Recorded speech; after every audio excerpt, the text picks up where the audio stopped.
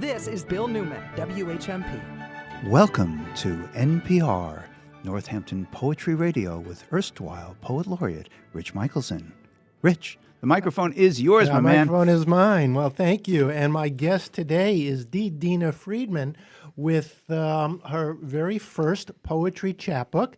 Dina, welcome. Thank you. Let me tell everyone that you are having a book launch celebration tomorrow, Wednesday, March 27th at 7 p.m., Amherst Books, Main Street in Amherst, one of our great local bookshops. I hope everyone can come. It's going to be wonderful. Congratulations. Thank you so much, This is Rich. a beautiful book. I love the cover. Thank Who's the you. artist? The artist is actually my father-in-law, Michihiro Yoshida. He made unfortunate notoriety in the paper last August when he was hit by a car in South Hadley and was killed. But he's exhibited locally and nationally and internationally in Japan as well. Beautiful. I've met him a few times, and beautiful work. I was so sorry to hear that.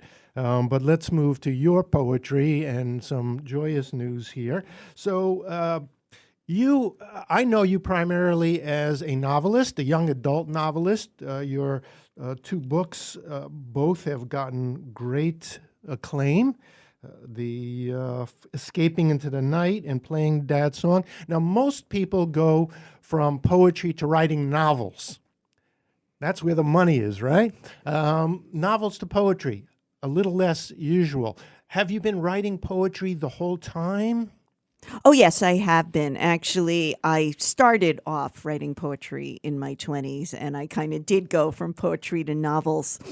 And while I published poetry quite a bit in literary journals, I never had put together a collection before. So after I spent many years kind of focusing on novels, Rich, it takes 5 years to write a novel, and maybe it takes 5 years to write a good poem too, but at least you're writing other poems at the same time. You're not feeling like as stuck, at least for me. So I would say the last several years I've kind of turned my focus back to poetry and to shorter fiction.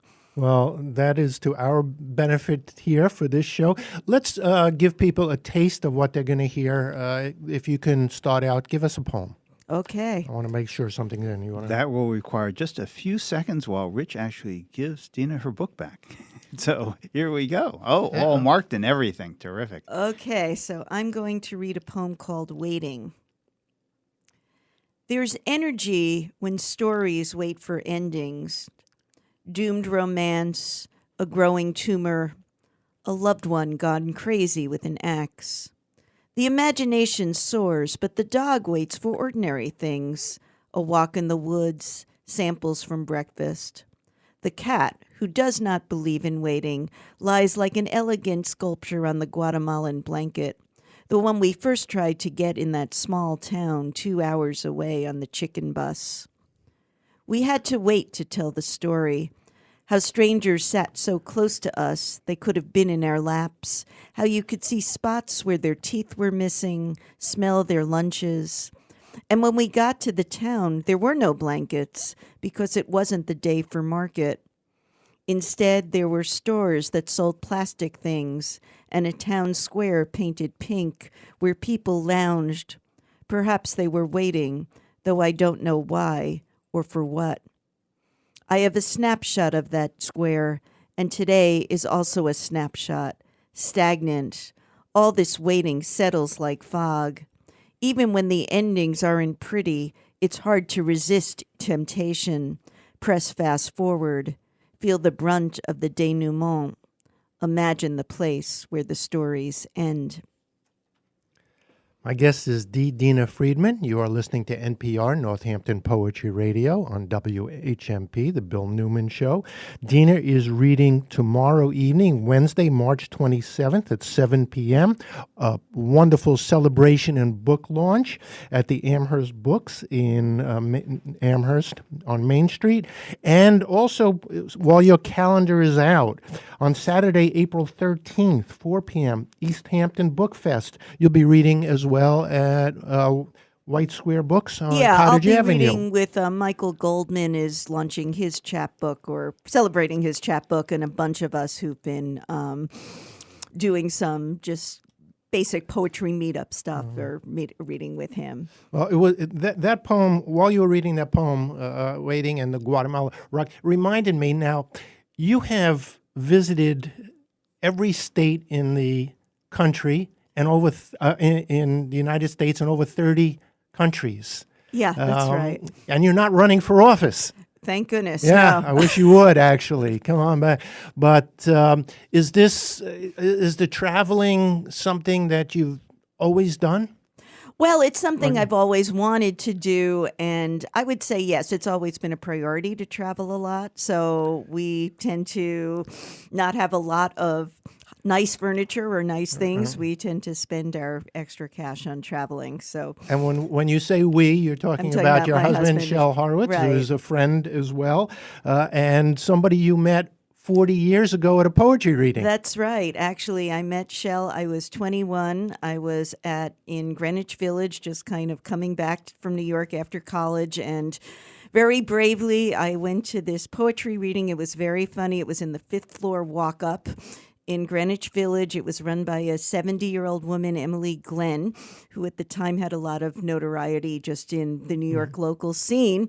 And she would always answer the door in her little pink negligee, and there'd be a room full of poets, and she'd ask people if they want lemonade or passion fruit to drink. So that's where I met Shel, in that room. Wow. And were you reading, or was it like a open mic, or who was the... Well, it was a featured reader. It was a woman that I was doing a workshop with at the time, Shirley Powell, who also was known in that New York circle. And then there was an open mic afterwards. And I was terrified to read, but I did. And anyway, I didn't really know Shel. I mean, then I started meeting him a few times before we became friends. But I remember he said, "Oh, we hope to see more of you." He's a very friendly guy. Well, I'm hoping that everybody can come to your book launch celebration. Again, that's tomorrow, Wednesday, March 27th, at Amherst Books in Main Street, Amherst. Give us one more poem, if you would. Okay, Maybe I will. the last poem in the book. Okay. I love that.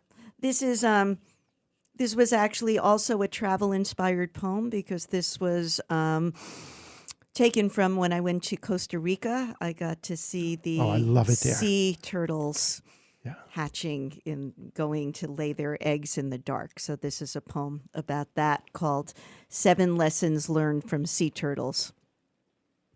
1. The micromanaging mother is unnecessary. It's enough to lay eggs in the sand and trust the earth to hatch them. 2. Keep walking. The sand will forgive indentation.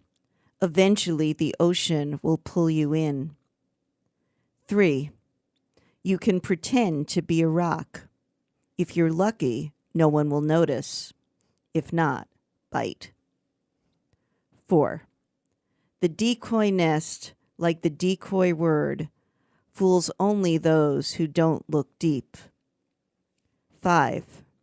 Learn to see in the dark. Better yet, learn to compensate for not being able to see in the dark. 6. Rejoice in your long life, the slow steps of your aging. 7.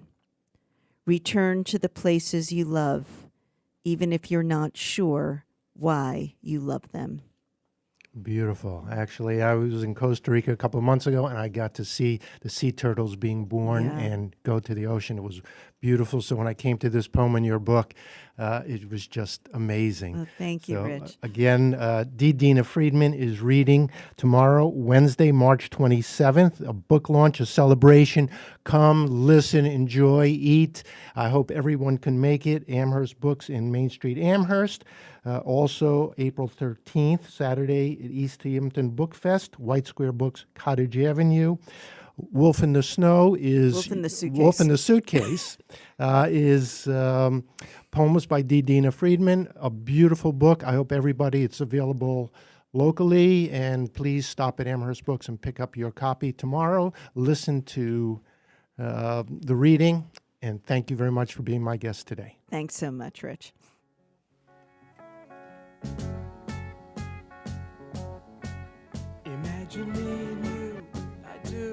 This is Bill Newman, WHMP.